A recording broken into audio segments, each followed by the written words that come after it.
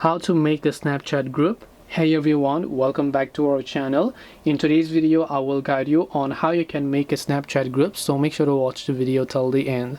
In order to make a Snapchat group, all you have to do is go ahead and then launch a Snapchat application here, and once you launch a Snapchat app you will see this type of interface.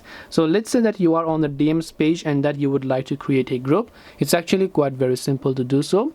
Make sure to tap on this little blue icon located at the bottom right of the screen here, and you'll find the option called new chat. So here you'll find the option called new group again, so tap on it.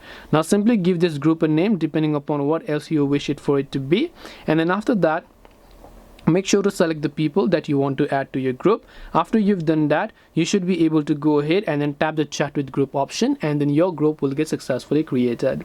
This way you can make a Snapchat group. Hope this video was very helpful. If you have got any questions, feel free to leave them down in the comment section. Thank you very much for watching till the end, and see you soon in our next video.